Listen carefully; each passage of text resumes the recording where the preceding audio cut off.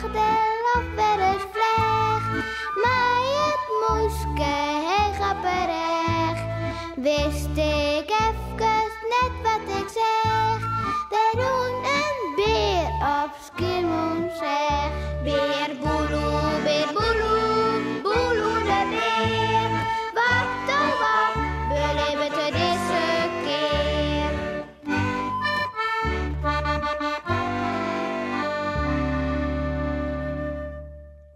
Herje. Mismoedig rint Bibboeloe de bosk in.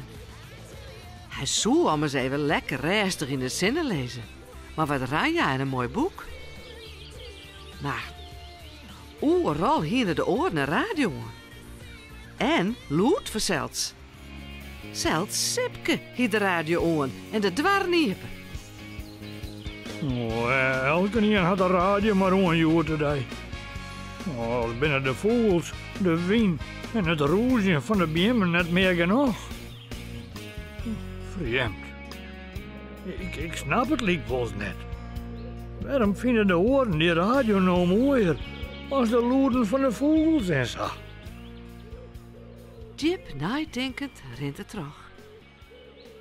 Dan stekte zijn eer even in de loft.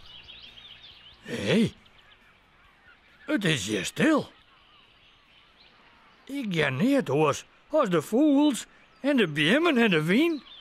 Oh, heerlijk. Hoi, Bibboeloe. Hé, daar is... Ja, het is hem. Bjese Boppenslag, de kabouter, Hoi, biezen. zei Bibboeloe. En hij gaat even op een groen zitten. Wie is ik even in de bosk? Oh, lekker warm, hè?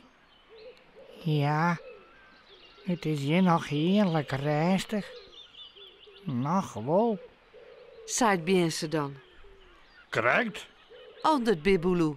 Rustig. Heerlijk rustig. Vogels en biemen en wien. Ze hebben bij die in de omkriepengouders leven meidje de golflink te noemen. Ja, wat moet een kabouter daarvan vinden? Ze binnen bang om haarzelf te jaren, leeuw ik.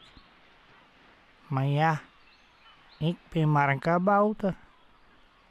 Als Bibboeloe even letter weer naar huis rent, laat er nog heel tijd nadenken over het Bjese zijn had. Ze binnen bang om haarzelf te jaren. Ja. Ja, dat zou best eens wijzen kennen. Ja. Miauw. Daar zit Jannie de poes. Maar wat hast u nou in de heren? Miauw, ik ga niet. Als het wat zijn haast, weet ik niet wat. Miauw, het is je zijn leven dat ik wat niet heren ha. Miauw. Dat vindt Bibboeloe een geweldig idee. Dat even letter zitten ze maar haar beiden in de tuin mij. Ik ga niet, ja. Sorry, maar ik ga wat in de heren. Lekker rustig.